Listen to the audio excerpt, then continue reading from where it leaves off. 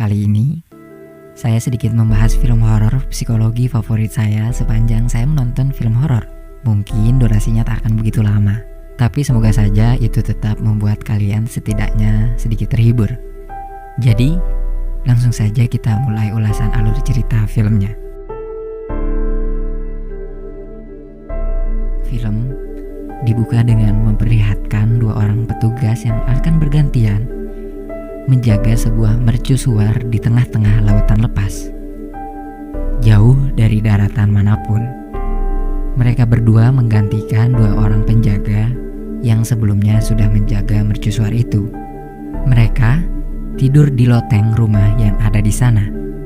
Atapnya tidak begitu tinggi, ruangannya pun tidak begitu luas. Satu ruangan diisi tempat tidur mereka berdua tanpa sekat di antaranya. Malam tiba, mereka berdua makan malam. Yang tua itu bernama Thomas dan yang lebih muda bernama Winslow. Thomas memang sudah bekerja di mercusuar itu puluhan tahun. Sedangkan untuk Winslow, itulah pertama kali dalam hidupnya. Thomas memberitahu apa saja yang harus dikerjakan oleh Winslow. Dia akan bekerja sewaktu siang, sedangkan malam sampai paginya Thomas yang akan berjaga. Tapi satu hal lagi yang harus diketahui oleh Winslow. Thomas melarang Winslow agar jangan sesekali memasuki tempat lampu mercusuar itu berada. Hanya dialah yang boleh naik ke atas mercusuar sana. Sewaktu malam selepas Winslow bekerja, dia berjalan-jalan menuju lautan. Di sana dia melihat seorang mayat yang mengapung. Pelan-pelan dia menghampiri mayat itu. Semakin jauh Winslow berjalan ke lautan, semakin tenggelam dia dibuatnya. Ternyata itu hanyalah mimpi buruk Winslow. Pagi pun tiba, Winslow kembali bekerja menggantikan Thomas yang sudah berjaga semalaman. Dia harus mengangkat sebuah tong berisikan penuh dengan minyak ke atas mercusuar itu. Sedikit demi sedikit dia bawa dengan susah payah tong itu ke atas. Ketika sampai, dia ingin naik menuju lampu mercusuar berada. Seakan-akan lampu mercusuar itu menghipnotis Winslow untuk melihatnya. Tapi tiba-tiba Thomas langsung ada di sana dan langsung melarang Winslow. Kemudian Thomas berkata, "Jangan pernah berani kau masuk ke atas sana, anak muda." Seminggu sudah mereka berdua menjaga mercusuar itu. Setiap malam mereka habiskan untuk makan malam. Winslow tak banyak bicara. Dia hanya mendengarkan Thomas berbicara tentang bagaimana lampu mercusuar itu mampu menarik perhatian putri duyung di lautan lepas untuk mendekat ke sana. Tapi Winslow hanya mengira itu semua adalah dongeng yang dibuat-buat oleh Thomas. Setiap Winslow bekerja di siang hari, selalu saja di sana ada seekor burung yang mengganggunya. Kehidupan Winslow sebelumnya hanyalah menjadi tukang kayu di utara, kemudian berpindah dari satu tempat ke tempat yang lain, sampai akhirnya dia berada di mercusuar ini sekarang. Dengan upah yang lumayan, dia berharap bisa segera punya rumah sendiri di pedalaman dan hidup dengan tenang di sana. Suatu hari ketika dia bekerja, penasaran dia melihat ke atas di mana lampu mercusuar itu berada. Di sana ternyata ada Thomas. Tapi ada hal lain yang membuat dia terkejut bukan main. Di sana dia melihat sebuah gurita yang begitu besar.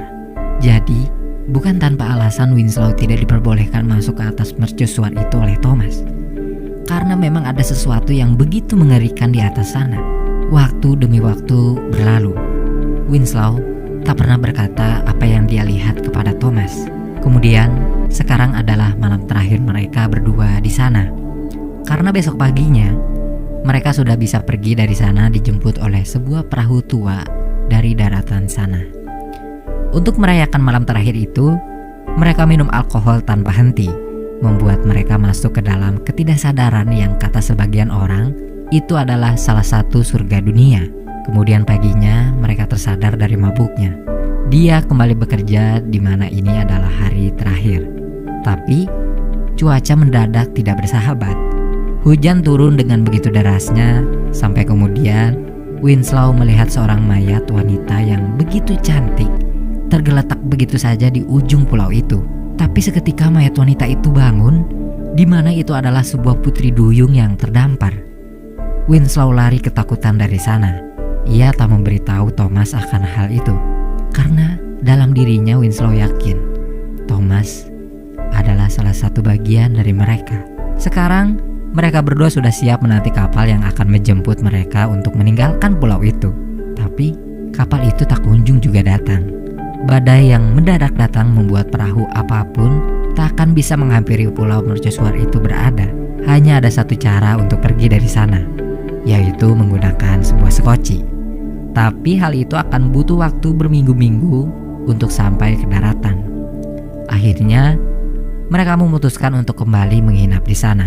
Malamnya mereka menggali sebuah tanah di belakang bangunan mercusuar di bawah hujan yang begitu lebat. Ternyata di sana terdapat sebuah kotak besar berisikan penuh dengan minuman. Mereka kembali mabuk semabuk-mabuknya untuk kembali melalui malam yang begitu sudah tidak terasa nyaman di pulau terpencil itu. Mereka menari tak henti-henti. Mereka benar-benar sudah kehilangan kesadaran dalam dirinya. Mereka menceritakan rahasia masing-masing dalam hidupnya dalam keadaan mabuk. Termasuk Thomas yang sudah 13 tahun tidak pernah berinteraksi dengan manusia di luar pulau ini. Hidupnya sudah benar-benar menyatu dengan lautan dan lampu mercusuar itu. Malam berlalu, cahaya mulai terlihat kembali dari langit. Badai semakin besar, hujan turun semakin lebat. Winslow tetap bekerja dalam keadaannya yang masih begitu mabuk. Ketakutan atas apa yang sudah ia lihat, serta rasa kesepian yang terus menghampiri sepanjang hidupnya, membuat dirinya sudah tak bisa membedakan mana yang benar, mana yang salah, mana yang nyata, mana yang tidak. Sampai suatu ketika, dia melihat seseorang terbaring di sana. Ia balikan tubuh itu, ternyata itu adalah dirinya sendiri. Dari belakang, tiba-tiba ada Thomas. Matanya langsung mengeluarkan kilauan cahaya, membuat Winslow langsung berlari ketakutan. Ia keluarkan sekoci di sana, tapi langsung dirusak oleh Thomas. Winslow terus berlari ketakutan. Badai masih saja terus turun tak henti-henti. Winslow masuk ke dalam rumah. Dia benar-benar sudah seperti orang gila. Semua yang terjadi di pulau mercusuar itu membuatnya kehilangan akal. Mungkin bukan hanya Winslow, tapi Thomas pun sudah kehilangan kesadarannya. Lautan semakin mengamuk. Ombak-ombak menghantam mereka berdua yang sudah semakin gila, menghancurkan semua yang ada di dalam rumah itu. Mereka berdua mabuk bersama, kemudian tak lama saling menyerang satu sama lain, berkelahi layaknya dua orang manusia yang sudah kehilangan arah. Winslow menjadikan Thomas layaknya binatang. Ia masukkan Thomas ke sebuah galian tanah bekas minuman alkohol mereka. Ia kubur hidup-hidup Thomas di sana. Kemudian ia ambil kunci tempat lampu mercusuar itu yang berada di leher Thomas. Pelan-pelan Winslow naik ke atas sana. Mukanya sudah dipenuhi oleh darah. Tapi aura lampu mercusuar itu membuat Winslow semakin merasa kuat. Akhirnya sekarang dia bisa melihat dengan jelas lampu mercusuar yang membuat siapapun merasa terpesona. Pelan-pelan lampu itu terbuka. Winslow memegangnya. Kemudian ia teriak sejadi-jadinya, membuat dirinya terjatuh sampai ke bawah. Winslow tidaklah mati. Dia sekarat. Tapi semua anggota tubuhnya dimakan hidup-hidup dan pelan-pelan oleh burung-burung yang selalu mengganggunya. Ketika Winslow bekerja, Winslow dan Thomas terjebak di pulau mercusuar itu untuk selama-lamanya. Tak ada yang akan mengingat mereka atau mengenang mereka, karena di luar pulau ini mereka berdua sama sekali tak dirindukan oleh siapapun.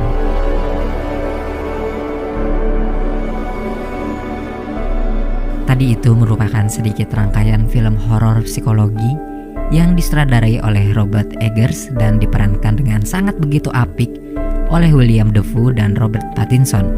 Mungkin film ini bukanlah film horor layaknya film horor kebanyakan, di mana jumpscare yang kadang membuat kaget penontonnya, tapi kadang justru aslinya tidak seseram itu. Tapi film The Lighthouse rasanya punya aura tersendiri, Bagaimana kengerian itu dibangun oleh cerita yang begitu mempesona, didukung dengan aspek-aspek yang lain dan melubur menjadi suatu tontonan yang begitu mengerikan, sekaligus mengagumkan. Rasanya, jika ditanya apa maksud dari cerita di dalam film ini, pasti akan selalu berbeda-beda, yang mungkin akan terus menimbulkan perbedaan pendapat dari setiap orang yang menonton film ini. Segitu saja pembahasan film dengan judul The Lighthouse ini. Sampai ketemu di pembahasan film selanjutnya dan terima kasih untuk kalian yang menonton video ini sampai